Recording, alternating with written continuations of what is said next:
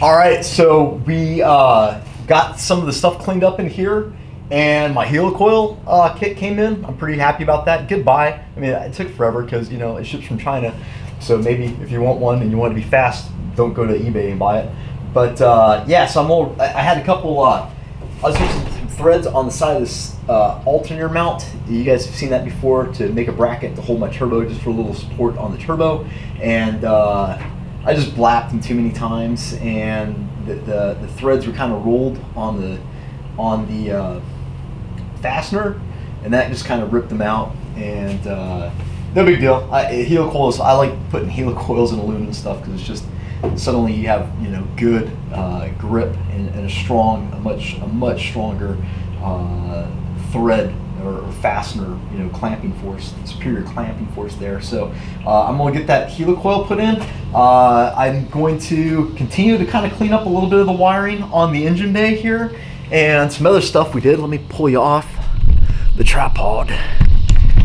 Here's some, we got all this stuff painted, so all of our little bits and pieces, the battery tray and the radiator support cover and all the stuff that kind of goes in here in this area, is going to be it's all cleaned up and painted now. And I just got to kind of figure out the rest of the wiring. And this is kind of weird. Look at this. I was looking at these are cheap Chinese fittings, whatever. They're all the same. I'm pretty sure they all come out of the same factory, but this was rubbing on the little piece of tin that was here, this fender well. I cut this out. I actually made a panel that kind of rivets into here to protect this stuff, but it was rubbing on part of the fender liner that was kind of coming out here, because you can see where it sits.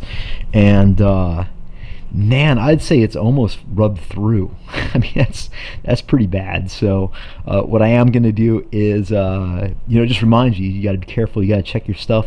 I mean, it wouldn't be like catastrophic since it's not a high pressure line, but it would dump oil all over the car.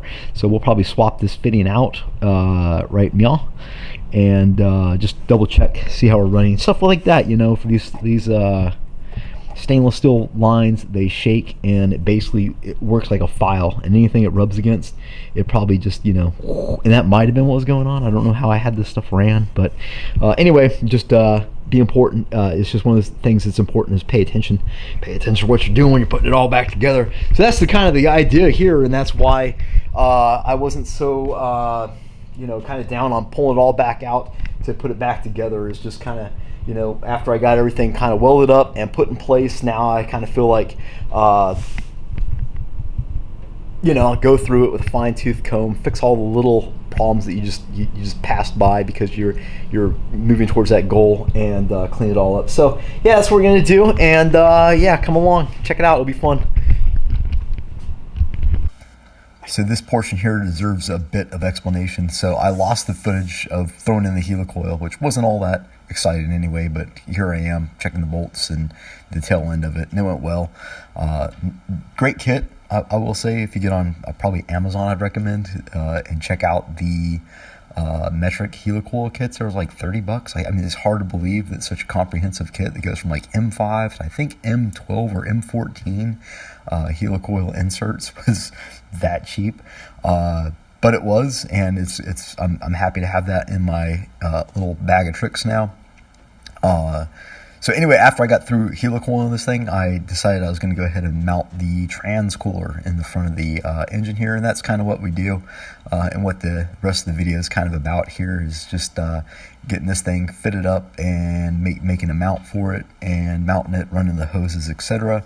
So kick back, relax, grab a beer, and enjoy.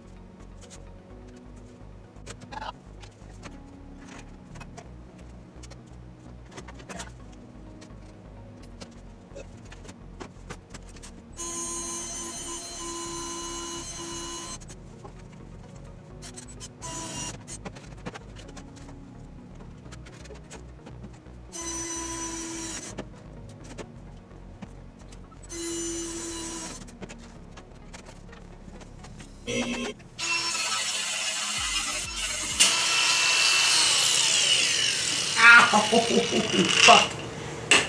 God, that's hot. Just in case you're wondering, fucking hot.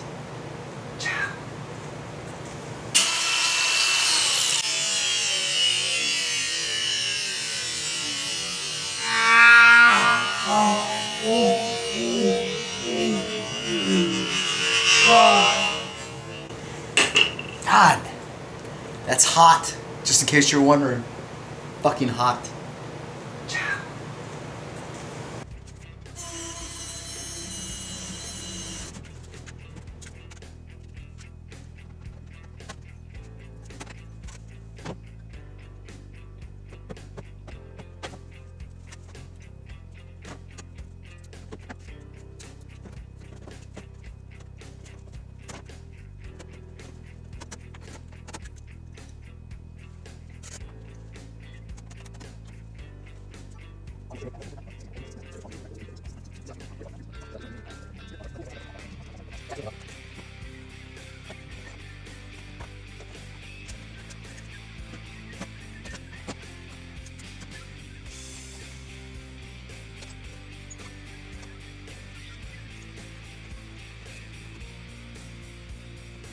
So we've been banging away at the little details, and we got this trans cooler mounted. It's going to sit basically behind the, well, kind of over top of the intercooler. I set it so it hits these guys right here and kind of gets fresh air through it. The intercooler sits a little bit like underneath that. They'll overlap just a little bit, but there's plenty of room in between there. The intercooler mounts directly on top of this, and this mounts kind of behind. Kind of see it's just sitting there.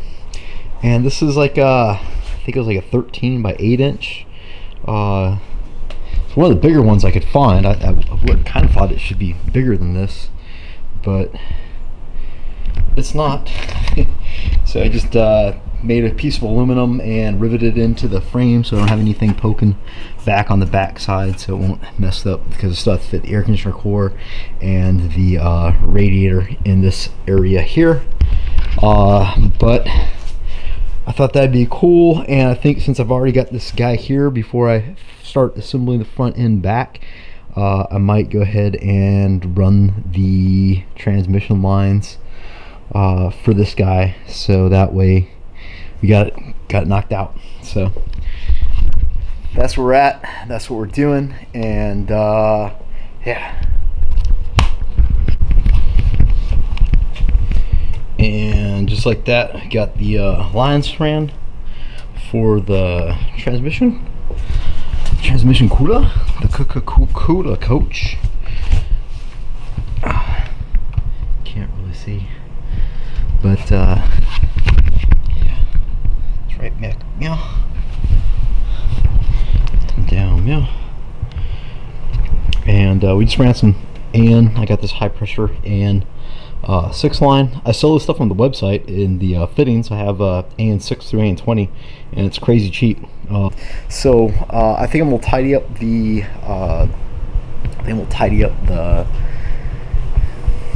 wiring harness a bit more, and kind of take a look from there, see what we got going on, and see if we can get the turbo stuff going back in or something. So hang in there, it's gonna be fun.